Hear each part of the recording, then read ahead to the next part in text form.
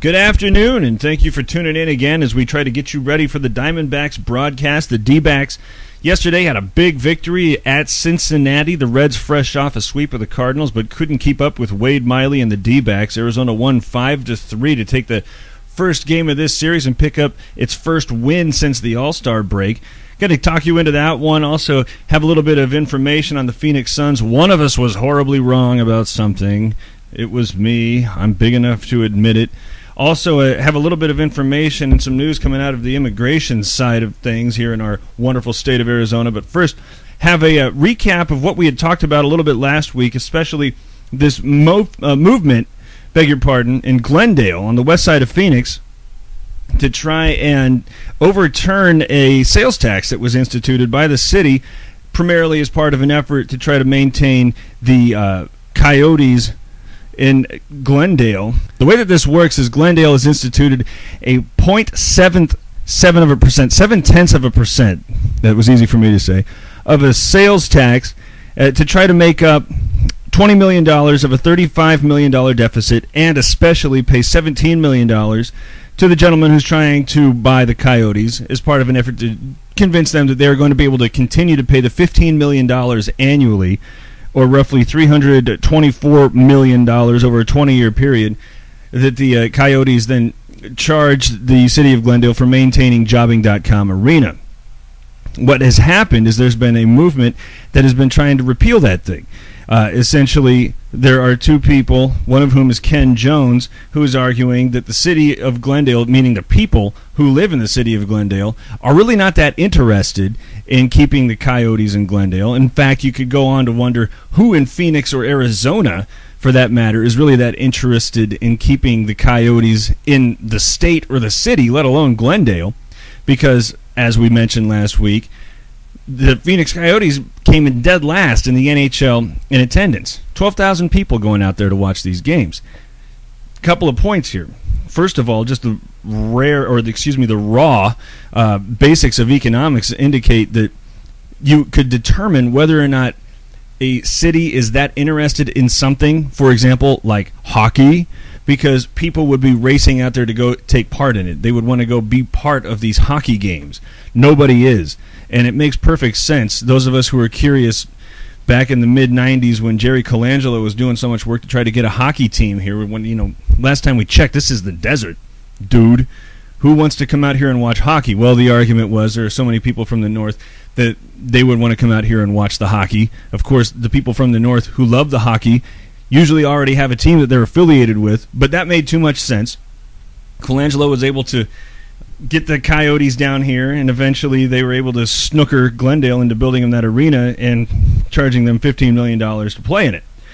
So the people in Glendale, or some of the people in Glendale, are now saying we've had enough, and they tried to get enough signatures to at least allow the citizens in Glendale to vote about whether or not they're going to be charged a very small percentage, mind you, but still charged to try to keep this team in town that nobody cares about. And the city of Glendale has outright rejected the appeal to put this on the ballot. All right, they were not necessarily rejecting the sales tax. They were rejecting the effort to allow the people in Glendale to vote about it. They claimed that they missed the deadline, which this is just absolutely stupid to me. Because what was being told to these people, these representatives of the people of Glendale and their city government, was we want to at least have a discussion about this. We don't want to be subject to your edict about a sales tax in the Phoenix Coyotes. And these representatives said, no, shut up. All right? You're going to do exactly what we tell you. This is the state of the American Republic. There is no representation. This is just another case of an elected official. That's in air quotes. An elected official hiding behind some law, as they are wont to do, at their convenience. Okay? Whenever there is some sort of statute that would allow these guys to get away from actually representing somebody, well, they're fast to then point that out. Hey, look at that. There's a law that says that we can do whatever we want because you didn't file this on time. If these guys were actual representatives, why wouldn't they just put this on the ballot and let the city of Glendale talk about it? It's because there is no representation. I'm answering my own question. It's just a continuing charade that makes me baffled by how much time and energy and emotion we all spend, especially in these elections. We're electing our representatives. This is the democratic process. It's going to lead to all this great representation that never occurs. It's pseudo-representation, if anything, if only because we elect these guys to then go into office and do whatever they want and completely ignore us, as if we are their children and we are trying to watch reality TV. Beg your pardon, they are. Children don't watch reality TV. At least not mine. This is ridiculous, and I am shocked, to say the least, that it's getting as little coverage as it is, because what has really happened isn't necessarily just that the city of Glendale is railroading its people to try to keep a hockey team that nobody cares about, but it's the continuing disintegration of the whole representative process. And perhaps that's why nobody's really talking about it, because the more we hear about it, the more we might become aware that there is no representation, that we're not represented by anything or anyone, and that we are supposed to say thank you when our elected betters decide that we're going to do something like tax people to keep a hockey team in town that nobody cares about. Nobody cares about this, except for a handful of people who want to make sure that they might be able to get a few thousand people to come out to Glendale and hang around a place that otherwise should not have been built, and probably shouldn't have been anyway. So thanks a lot, dear City of Glendale. Lesson learned, or hopefully continuing to be so. Another one coming down out of Phoenix is this story that was broken last week by the Arizona Republic, going by the acronym of ICE, Immigration and Customs Enforcement. This is a unit that was created, I believe, back in 2009, that is supposed to respond to calls from local police or the highway patrol or something like that when they pull somebody over, somehow apprehend somebody who has entered the country illegally. Rather than the police worrying about it or what they're supposed to do with it, or take time out of their busy ticket writing schedules to try and take care of this person who's entered the country illegally, they call ICE. ICE comes and takes care of the illegal entrant, and the cops go back on their merry way, doing whatever it is that cops do.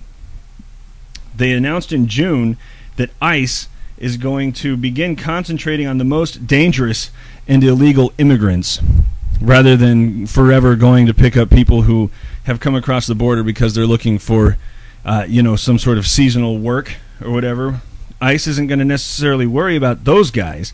They're going to concentrate on the most dangerous and illegal immigrants, or read drugs. ICE is going to start concentrating entirely on drugs because ICE has started losing manpower because of funding. Now, this makes perfect sense. If you're going to have some sort of institution that is going to be around trying to prevent bad guys from coming into town, bad guys have been associated with drugs, especially over the last few decades, and they've been earning that reputation by the wide swath of violence that they are making northern Mexico and even the southern parts of Arizona, Texas, and California endure. So ICE ought to go through there and use their manpower as it sees best fit. Now, this ought to bring up a conversation, and this is always an unpopular one, and I'll try to handle it delicately, about other ways that you could try to go about making these immigrants slightly less dangerous, though equally illegal, I guess you would say. That is, of course, trying to find a new way to combat the whole drug effort, and the only thing I'll say about that at this time is that one must remember that alcohol is a drug, and when somebody has a chemical dependence upon alcohol, they are called sick. Remember what the comic said? Alcoholism is the only disease somebody can have and get yelled at for it.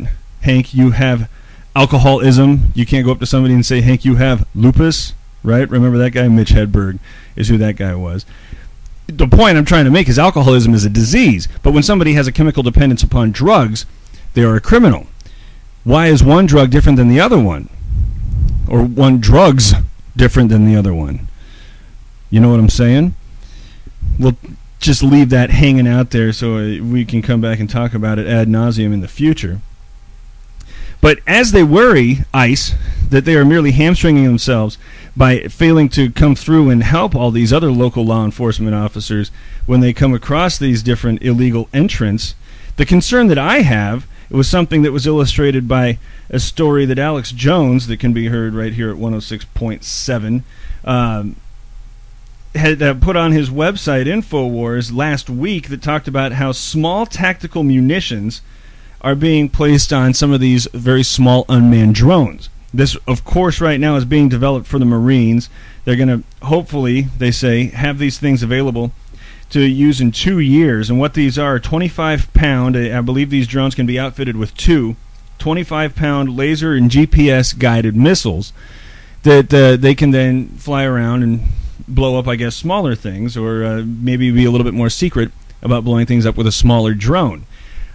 Alex Jones, of course, has also been reporting that there are soon to be, or the FAA has said that it is going to be possible for 30,000 drones to be flying around the American skies, in part to help local law enforcement officers do things like pursue kidnapped victims or other sorts of human pursuits or chases where somebody is trying to steal another human being. Now, why we need 30,000 drones to do this is beyond me. I'm still a relatively young man, 34. Got to say it so I get used to it, as that's going to happen pretty quick. But in my 34 years on this earth, I have known exactly one kidnapping victim. 30,000 drones didn't help that person get back to their family. But apparently there's such a rash of kidnappings that we need. Just think about that now, 30,000 flying things to try to help people who get, among other things, kidnapped or any sort of other pursuit. I don't think that there's enough of that going on right now to really warrant such a number.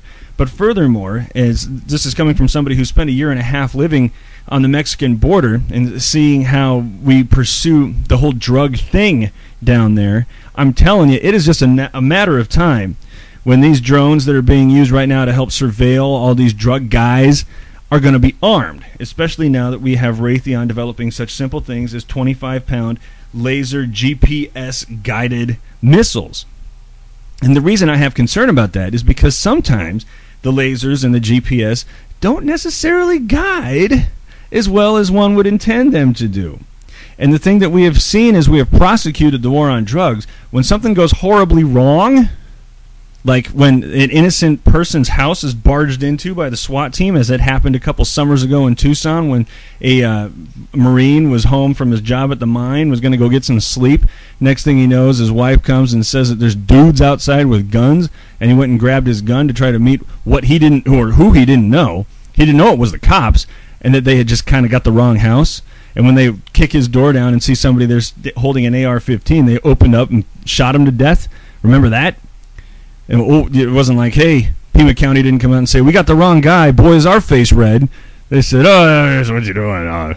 Answering the door with a gun? With the cops? What are we supposed to think? What? I guess you're supposed to think, shoot him to death. Didn't matter that he wasn't a drug guy. What mattered is that he was dead and that nobody's really saying anything about it. And my question is, when we start arming these drones and they accidentally shoot the neighbor's house rather than the drug guy's house, first of all, how many times are we going to be at risk of this happening? And second, the evidence is clear. The history shows what's going to happen here. Absolutely nothing. It's just going to be collateral damage to fight the righteous war on drugs. This ought to be terrifying to everybody in Arizona in particular because of our proximity to the drug corridor and how much drug stuff is brought up through our state and all this stuff, but also just the horrible disregard for decency. When you make such a mistake that results in that kind of property damage and even loss of life, and they approach it all in such a way that it actually forces the Pima County Republican chair to resign because he dared say, I think the sheriff's department made a mistake. This is scary stuff, arming these drones while they're flying over our cities and our houses and all that stuff. I don't know what to do to try to convince anybody not to do it. Feel free to check in underneath the comment section or something and provide any sort of idea, because I would love to have a discussion about it. But the point is, these are weird times, and we do not have the sort of representatives up, whether it be in Phoenix or in our local municipalities or in D.C. that are doing much to try to help us get away from the things that we actually want. If this is something that we want, maybe I'm off base. We're trying to get you ready for the Diamondback broadcast. I'm D.S. Palmer. This is iTalk 106.7.